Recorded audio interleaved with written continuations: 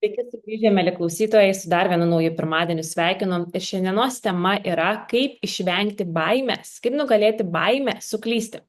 Pastebiu, kad dauguma žmonių prieš pradedant kažką naujo, ar tiesiog darant kažkokią tai veiklą, ar tiesiog paprastus galbūt gyvenime nedalykus, bet darant, jie ko labiausiai bijo, tai bijo to suklysti. Kas bus, jeigu man nepavyks? Kas bus, jeigu man neišeis? Arba kas bus, jeigu aš tiesiog pradėsiu ir kiti iš manęs pradės juoktis, ar kiti manęs nesupras. Ir šiandien aš manau, kad yra tikrai aktuali tema daugeliu, kurie galbūt jūs norite netgi kažką pradėti, arba galbūt kažką pradėjo, bet vis tiek save labai stipriai, kaip pasakyti,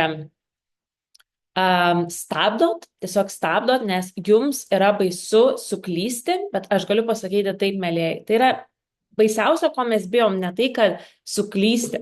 Labiausiai, ko žmonės bijo, tai tų kitų žmonių reakcijos, ką kiti pagalvos, ką kiti pasijuoks, gal kažkas iš jūsų pradės tyčiotis, gal kažkas pradės sakyti kažkokius tai blogus dalykus apie jūs ir panašiai.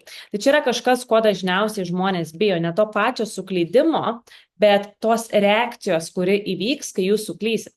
Argi ne tai? Pagalvokit patys savęs labai gerai paklauskit. Tai kai jūs pagalvojate apie tai, kad jūs bijot suklysti, dėl ko jūs bijot suklysti, paklauskit savęs, kas jums bus baisiausia, jeigu tas dalykas, kurį jūs padarysite, jums nepavyks iš pirmo karto, arba tiesiog jūs padarysit kažkokią klaidą. Kas bus? Paklauskit savęs, koks yra pats baisiausias dalykas, kuris nutiks, jeigu kažkas neišeis taip, kaip jūs galvojate, kad išeis. Ir kai aš esu iš tikrųjų tinkliniame marketinge virš 6 metų, galiu pasakyti procentaliai, kokie 95% pabando po pirmo kažkokio tai neišėjimo pagal juos, jie tiesiog meta. Ir po to visiems pasakoja, aš bandžiau ir čia ne man, aš bandžiau ir man neišėjo. Bet realiai jie buvo susidūrę su kažkokiu pirmuoju iššūkiu ir jie tiesiog pasakė, kad veikla yra ne jiems. Bet ką jūs turit suprasti, mėlyjei, ir aš taip suprantu, kad ne visiems yra viena ta pati veikla, viskas dėl to yra gerai, bet dauguma žmonių pradeda kažką daryti ir po pirmos nesėkmės, po pirmo iššūkio, po pirmo nukritimo, jie tiesiog pasako, kad čia yra ne man. Aš pasakysiu jums tai, patys sėkmingiausi žmonės pasaulyje kaip tik nori suklysti, nes jie žino, kad kuo daugiau kartų jie suklys, kuo daugiau jie sufeilins, tuo daugiau jie sėkmės pas save pritrauks.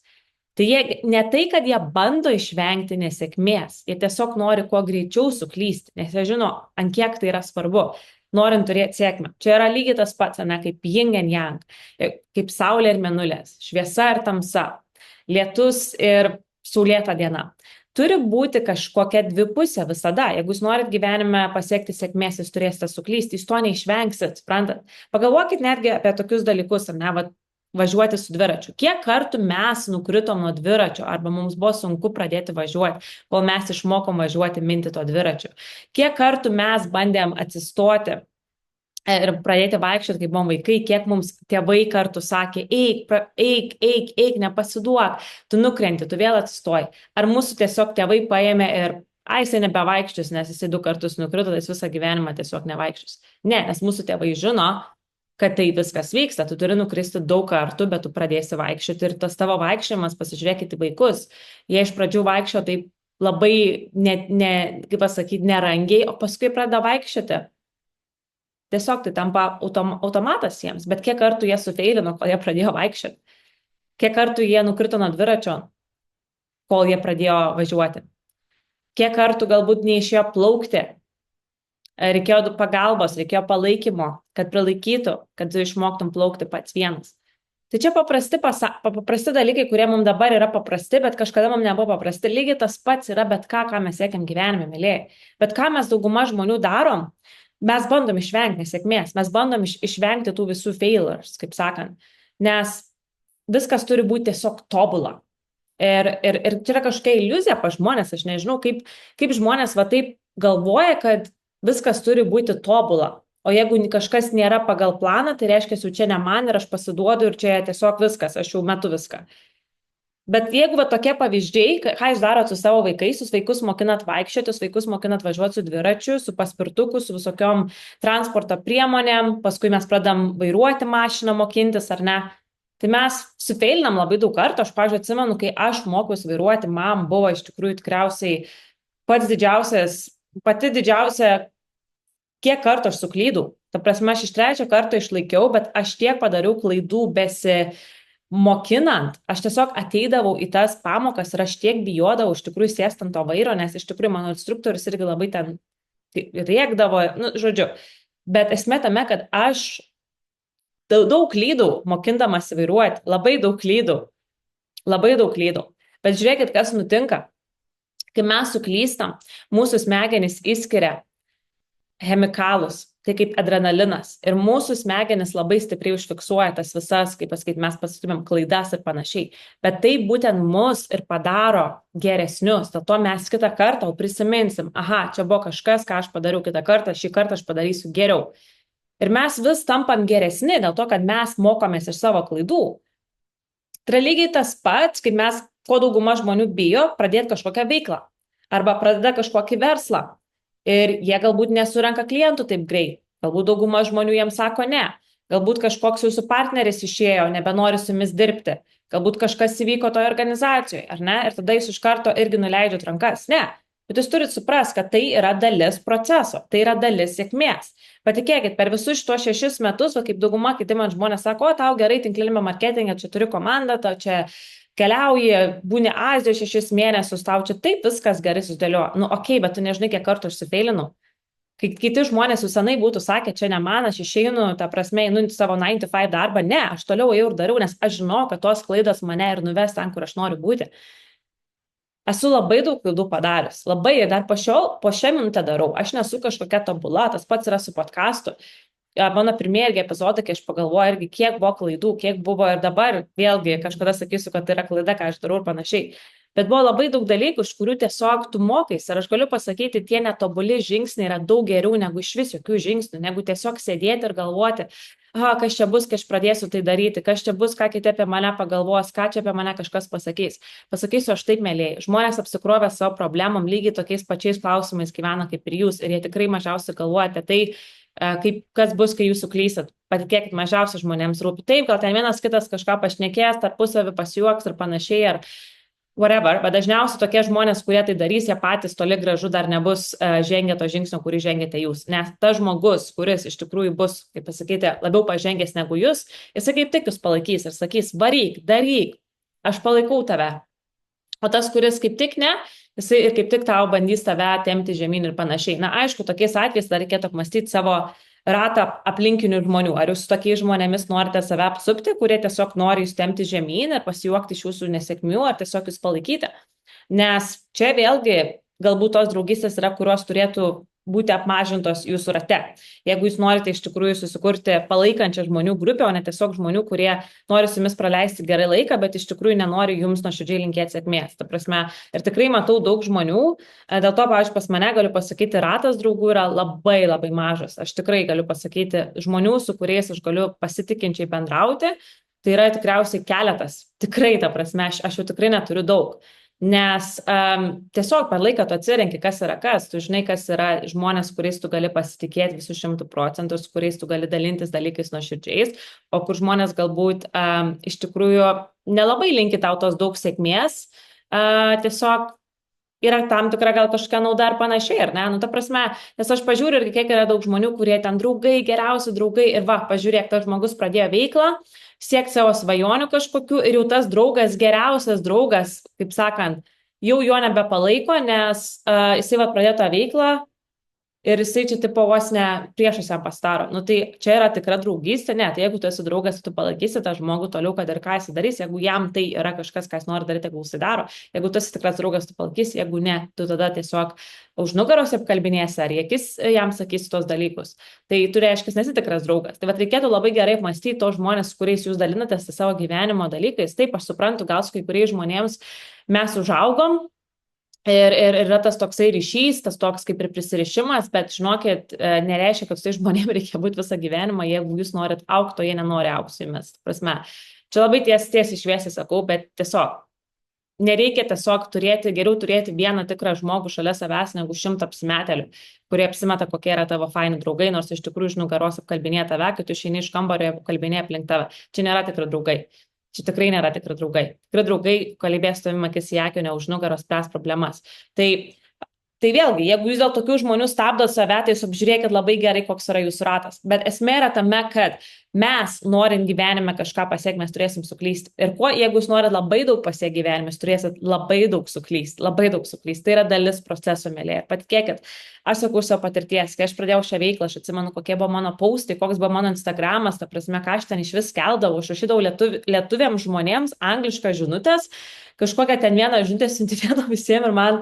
Ta prasme, aš atsimenu, kažkada suradau tą žinutės ir galvoju, wow, ką aš tada galvojau tą momentą. Nu ką, aš klydau, man kažkas neišeidavo, aš atsistodavau, vėl eidavau daryti, kažkas versle nepavykdavo, aš vėl atsistodavau, eidavau daryti, galvodavau, okei, ką mes dabar darysim, kaip mes spręsim šitą situaciją. Net ir kelionėse, patikėkit, kiek būna klaidų, vakar su savo partneriu juokėmės iš tikrųjų iš tam tikrų prisiminimų apie tai, kaip viešbučiuose tam tikrose buvo, nu, žodžiu, kiek visko yra buvę ir su kelionėm, kiek esam sufeilinę, aš galiu pasakyti dabar, mes su kiekvienais metais tikrai protingėjom, kalbant ir apie keliones, išmokstam daugiau ir pataupyti, išmokstam protingiau viską įsidėti daiktus, kažkaip viską ekonomiškiau daryti, palyginus, kaip dariau prieš 5 metus, ten prieš 6 metus, kaip dabar jau darau, ta prasme, tikrai iš tų savo klaidų tu pasimokai ir keliaujant, ir asmeniniam gyvenime, ir santykiuose su žmonėms, ir versle taipogi, bet mėlyje jūs turit suprasti, kad jūs, norint gyvenime kažką pasiekti, jūs turėsit suklysti. Jeigu jūs nuo to bėgsite, tai aš galiu pasakyti, jūs tiesiog sėdėsit savo kažkokiam tai kevale ir taip, galbūt pas jumis gyvenime niekas per daug nesikeis, jeigu jūs to norite, tai taip ir darykit. Bet jeigu jūs norite gyvenime kažkokių tai pokyčių, jūs turite nebijoti suklysti, jūs turite nebijoti klysti, jūs turite nebijoti, kad kažkas jūsų nesupras. Nes iš tikrųjų žmonėms nusispjau, taip, jie pašnekės gal kažkiek laiko, bet jeigu toliau jis darysi savo, pamatysit, žmonės nustos ir apie tave kalbėti. Aš atsimenu savo pirmąjį laivą, kaip išėjau daryti į Facebooką. Man buvo pirmas laivas, aš niekada nebuvau dariusi live ir aš ėjau. Aš atsimenu, buvo mano pirmieji ten prisijungę pasižiūrėti kolegos, paskui kitą dieną tai jau darbą, ten klausė, ką čia darai, čia su kokteiliais kažkokiais pradėjai dirbti. Ir, nu, pašnekėjo vieną dieną, antrą dieną paklausdavo, trečią, paskui niekas nebeklausdavo, nes aš jų dariau kiekvieną dieną, jau žmonės priprato. Ir paskui žiūrėk, klausdavo, kodėl tu nebeišeini ir nebedarai tų laivo, kas tu nutiko, kur tu dingai. Tai va taip yra, iš tikrųjų taip yra, kad pradžioje gal ten kažkam bus kažkoks tai, pažiūrėk, ką jis čia daro, kaip jisai čia daro ir panašiai. O vėliau žmonės tiesiog net nebesureikšmins to. Taip kad, patikėkit, mes šiaip labai savęs sureikšminam žmonės. Mums atrodo, kad viskas yra aplink mus, nes mes realiai esam mes, ar ne, ir mes labiausiai išjaučiam tai, ką mes išjaučiam, bet iš tikrųjų, sakau, žmonės daro lygiai tą patį su savimi. Tai jie tikrai žino, kad mažiausiai apsikrauna jūsų problemomis. Tikrai, mažiausiai apsikrauna, patikėkit. Ir jeigu jūs šiuo momentu esate tokioje situacijoje, kad jūs norit kažką pradėti, bet jūs save vis stabdot, išrašykit tiksliai dalykus, dėl ko jūs bijot, kas jūs stabdo. Ir išrašykit, kokia bus ta pati baisiausia situacija, kas gali nutikti šitoj situacijoj, kurios jūs bijot labiausiai. Ir kas tada nutiks? Kas subirs pasaulis, bus pasaulio pabaiga? Ar jūs kažką iš to išmoksit? Ir jūs tiesiog busit geresni, jūs auginsit stipresnę skūrą. Aš netgi atsimenu dabar, kaip savo skambučių centro darbą, 6 metai praleisti, kalbant su klientais. Wow, mano pirmieji skambučiais būtumėt paklausę, kiek aš net su žmonėm nesusikalbėdavau. Dar prieš tai aš labai gerai atsimenu draudimuose, aš dirbau irgi anglų kalba, aš tik atvažiavau iš Škotiją, buvau 19 metų, aš nežinau, kokiais būdais aš gavau tokį darbą dirbti draudimo kompanijoje 3 savaitės ir patikėkit, aš nieko nesupratau, ką aš ten kalbėjau, nieko. Man žmonės paskambindavo ir ten reikėdavo kažkaip drausti mašinas ir ten pasakydavo, žinai, visokiais akcentais, spelindavo tas raides. Ir mano anglų kalba buvo nebloga, bet kadangi kai tu esi Škotija yra visai kitoks akcentas ir tu nebesupranti tiek tų visų skirtingų dialektų, ką aš mokiausi mokykloje, tai aš tiesiog nespėdavau pagauti, kad žmonės man sako, ir aš net nespėdavau rašyti. Tai padėdavo ragelį ir aš nesupratau, ką aš kalbėjau. O man tą informaciją reikdavo perduoti. Tai va, visi šitie dalykai, žinokit, ir yra, ką tu išmoksti vis bedarant labiau ir labiau ir labiau. Be klystant, be einant, atsistojant ir toliau mokantis iš savo klaidų. Kalbant iš tikrųjų apie nebijojimą suklysti, ką aš jau kalbėjau kelias savaites, tai kas man iš tikrųjų labai padėjo suprasti dar labiau, kokia aš esu unikali ir autentiška ir kiekvienas iš jūsų, koks esat būtent per astrologiją, per gimimo diagramą. Ir kai aš pradėjau interpretuoti ir analizuoti labiau apie save, tu supranti, kad žinai ką, kad aš turiu tiek daug ką duoti pasauliui ir aš ta prasme, visiškai turiu nusispjauti apie tai, kad kažkas kažką daro, kažkas kažko nedaro, kažkas kažko nesupranta, nes aš turiu šias visas dovanas, su kuriomis aš atėjau. Tai kai jūs pradėsite šitos dalykus savo asmeniškai analizuoti, jums daug dalykų susidėlios ant taškų, pamatysit. Labai labai daug dalykų susidėlios, nes žmonės, su kuriais kalbam, kurie irgi pradėjo tai labiau analizuoti, su kuo aš dabar dirbu asmeniškai, tikrai žmonės sako, wow, žinai, aš esu tokia, kokia aš esu ir man nereikia kažkam įtikti, nes tai yra kažkas, su kuo aš atėjau šį pasaulį. Tai tą norim smėlė ir priminti, jeigu jūs norit irgi šitos dalykus labiau įsigilinti ir nustoti bijoti suklysti, priimti savo autentiškumą, savo unikalumą ir suprasti apie jį daugiau, tai noriu priminti, kad mes nuo kovo 3 pradėsime su kosminė gausa. Iš tikrųjų, tai bus privati Facebook'e grupė saviugdos programa, kuri vyks 3 savaites ir bus seminarai kiekvieną savaitę kaip webinarai, kurie bus išsaugomi ir viską jūs galėsite atlikti laisvu laiku. Ir taipogi jums bus suteikiamos užduotis kiekvienai dienai. Prieiga prie grupės bus visam laikui. Jeigu jūs abejojate, aš nežinau, ar aš galiu prisijungti, jūs tiesiog turėsite prieigą visam laikui. Ir kaina yra tik 15 svarų 55 centai visom 3 savaitėm. Tai yra labai simboliška kaina, už kurią jūs tikrai gausite tikrai 100 kartų tai atsipirks, aš tai duodu jums 100%. Tai esu prisegusi nuorodą apačioje, jeigu norite prisijungti, prisijunkit, nes vietos tikrai labai sparčiai mažėja. Ir noriu jums priminti, jeigu jums rezonuoja šitą epizodą, nepamirškite pasidalinti savo socialiniuose tinkluose, galite mane užžymėti Instagrame Agnuela podcastas, Facebook'e Agneder ir TikTok'e Saviugdos podcastas. Ir nepamirškite, jeigu manęs nematote YouTube'e, jūs galite matyti ir YouTube'e taipogi, kaip aš įrašinėju šitos epizodus. Ir nepamirškite palikti 5 žvaigždučių Spotify, jeigu jums rezonuoja visas šitas epizodas ir podcastas apskritai. Ir YouTube'e palikti thumbs up. Taip pat ačiū, kad klausėt ir iki kitos savaitės.